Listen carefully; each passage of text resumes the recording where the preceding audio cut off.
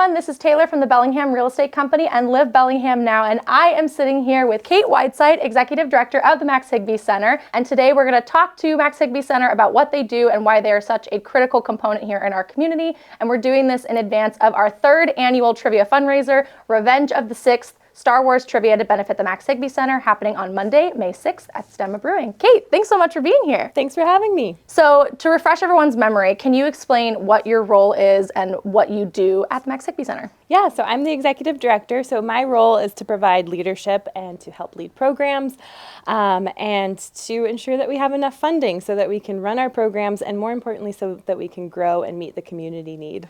And you've been working there for a little while now. Do you have maybe one or two memories that stand out as kind of the why behind why Max Higbee Center does what it does? You know, every day I'm reminded of the why. I was thinking about this. Every time that I walk into the Max Higbee Center, I'm just greeted with such warmth and a welcoming atmosphere. Everybody says, "Hey, how's it going?" and invites me and anybody who walks through the door into the programs. And I think that's just such an important part of a community, is to have a welcoming, accepting space where people can be themselves and feel like they belong. For people that maybe don't know, where in Bellingham are you guys located?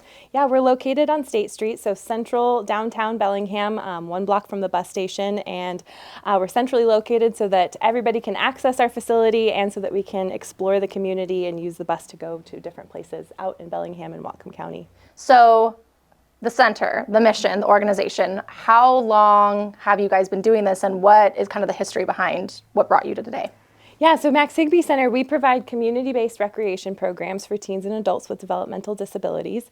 And the history of Max Higbee Center, it started in the 80s with Max Higbee and some community organizers and parents and families and educators who wanted to have inclusive recreation opportunities for everybody. And Max Higbee, he was really instrumental in passing Washington state law that required free and appropriate education for students with disabilities. So before this legislation, people or the public schools did not have to include people with disabilities in their education. And so that was just really critical for students with disabilities to be able to engage with their peers, to be a part of the school communities. And that later was a model for federal legislation. So it really helped shape federally what inclusion looks like for students with disabilities. And Max Higbee and a bunch of community members also wanted recreation opportunities, and so they worked together to create a drop-in center that's now known as the Max Higbee Center. So let's pivot to April Brews Day. So April Brews Day is obviously a very iconic Bellingham event. We're a very big beer-loving town. What is April Brews Day, and why is it so important for Max Higbee Center? So April Brews Day is a craft beer festival that has over 50 breweries, live music, local food, and is just this really fun community gathering and celebration of craft beer, and a great way to fundraise for Max Higbee Center. So April Brews Day, we started that in 2001, and the reason that April Brews Day was born was because Max Higbee Center was on the verge of closing. We didn't have enough funding to continue payroll for, I think, just a couple more months, and so our board came up with this idea to put together a craft beer fundraiser, and April Brews Day was born, and it's just been growing ever since. And it's so important to our programs because it provides really vital funding. It usually brings in about 40% of our annual budget, and so it's the reason we're able to hold our programs and grow as an organization. And it's at the end of Bellingham Beer Week, so like people get to kind of party all week and then end with celebrating Max Higbee Center. Yep, exactly. It's just a really wonderful celebration of craft beer and local community. So last time you and I talked, we talked about the importance of being able to break down barriers in our community for adults and teens with developmental disabilities, and how the work that you guys do is so critical for that. But what can the general community do to take steps towards breaking those boundaries?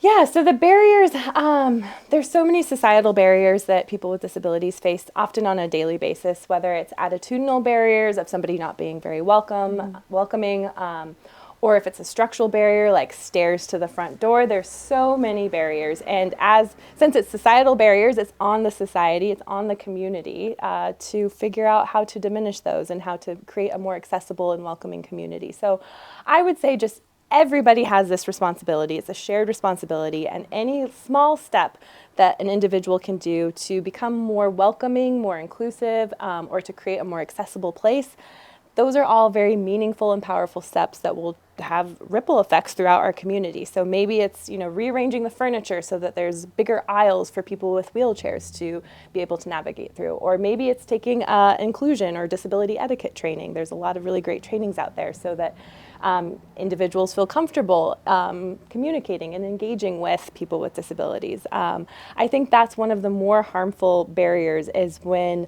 people with disabilities, or when anybody in a community, feels ignored or invisible. So ensuring that nobody feels that way, I think, will really shift what our community looks like and create this sense of belonging. So what does community look like for the Max Higbee Center and its members?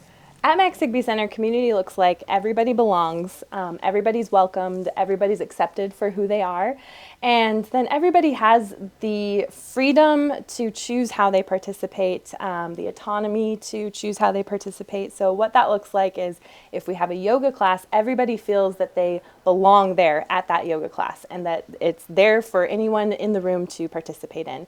And then individuals can choose what that participation looks like. So maybe it's, joining the circle and doing all of the poses.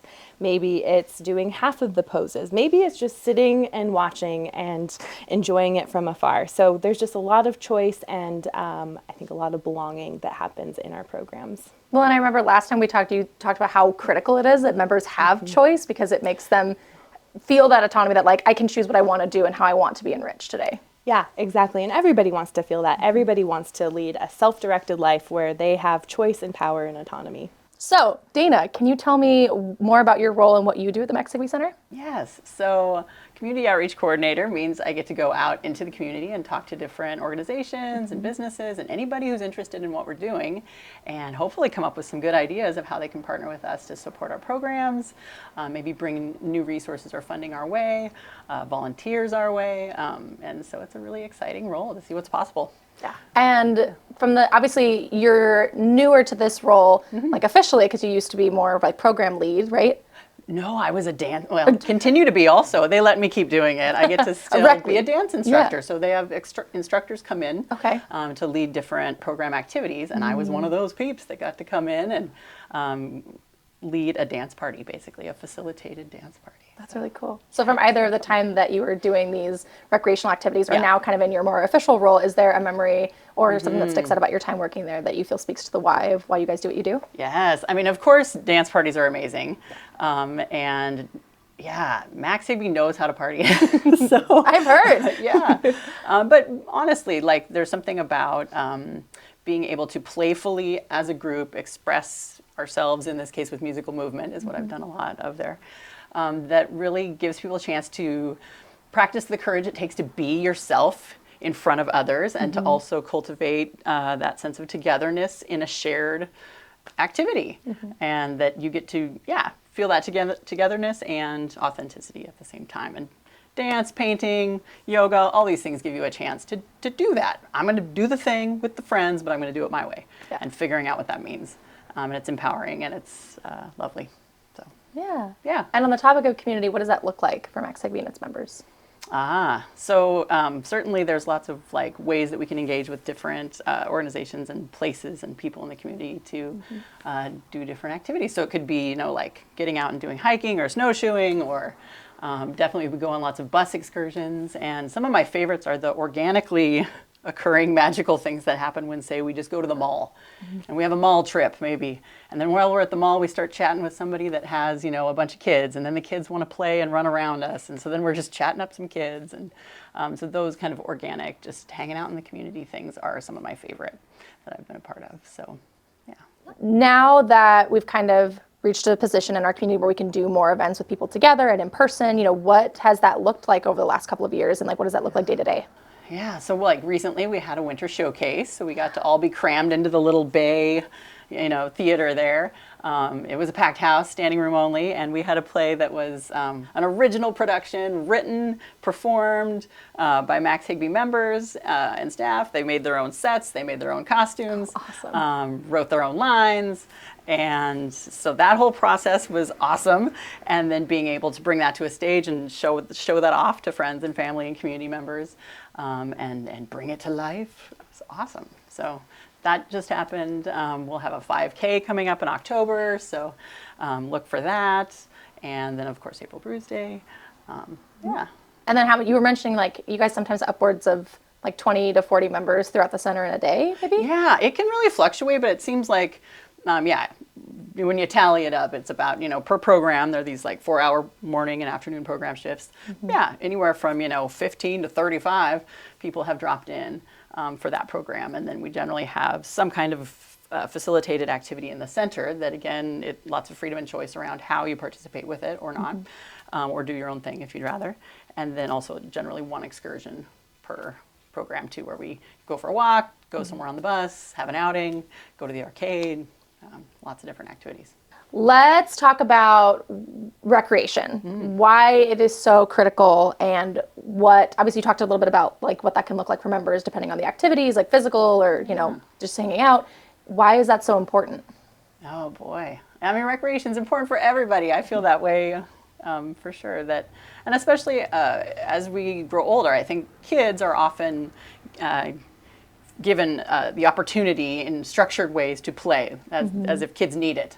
Well, yes, of course they need it, but so do adults and all adults. And so having a supported environment in which people can explore what's possible, try something new, step outside their comfort zone, learn from each other, be more about the process rather than what you're making. Just painting for the sake of painting, doing yoga because it feels good, having a dance party where there's no right or wrong about how you move.